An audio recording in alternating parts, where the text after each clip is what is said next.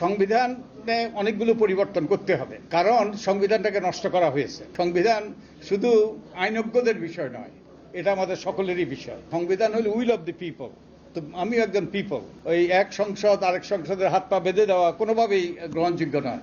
সেই পিপল হিসাবে আমারও কিছু কিছু বক্তব্য আছে, কিছু মতামত আছে, এবং এটা গুরুত্বপূর্ণ। আর শুধু সংবিধান শুধু এখানে অনেক আইনজ্ঞ আছেন, বিচারক আছেন, এবং এটা আমি মনে করি সাধারণ নাগরিক হিসাবে সংবিধান শুধু আইনজ্ঞদের বিষয় নয়, এটা আমাদের সকলেরই বিষয়।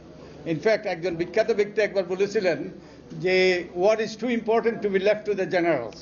ঠিক তেমনিভাবে সংবিধানও বোধ হয় is too important to be left to the lawyers and the জাজেস অ্যালোন।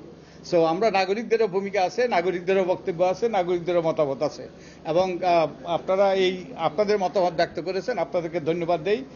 আমাদের একমত হতে পারি, দ্বিমত হতে পারি, কিন্তু আপনাদেরকে ধন্যবাদ দেই আপনাদের এই গুরুত্বপূর্ণ নাগরিক দায়িত্ব পালন করার জন্য।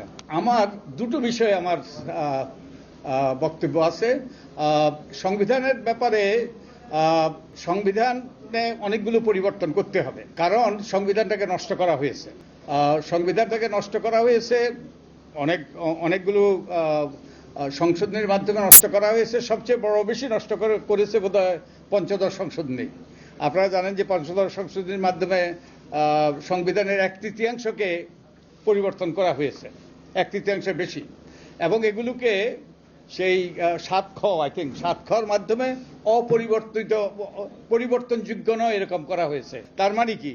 তো এর মাধ্যমে এগুলোকে বেসিক স্ট্রাকচার, যে মৌলিক কাঠামোর মর্যাদা দেওয়া হয়েছে, এবং মৌলিক কাঠামো পরিবর্তন করার কারো অধিকার নাই আমাদের সেই কনস্টিটিউয়েন্ট অ্যাসেম্বলি ছাড়া। তো এটা সম্পূর্ণ অসাংবিধানিক, এবং একই সাথে ওই এক সংসদ আরেক সংসদের হাত পা বেঁধে দেওয়া কোনোভাবেই গ্রহণযোগ্য নয়। তো এই সংবিধানটাকে নষ্ট করেছে। আরো অনেকগুলো অসঙ্গতি আছে যেগুলো পরিবর্তন করা দরকার।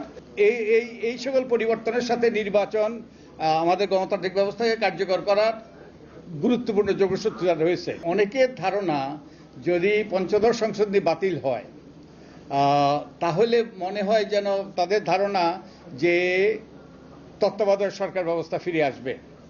আমি যতটুকু বুঝি আমার জ্ঞান বুদ্ধিতে তা ফিরে আসবে না, কারণ এর জন্য যে সংসদের ভূমিকা লাগবে, এটা সংসদে একটা বিল আকারে উত্থাপন করতে হবে, একটা অনুমোদন করতে হবে।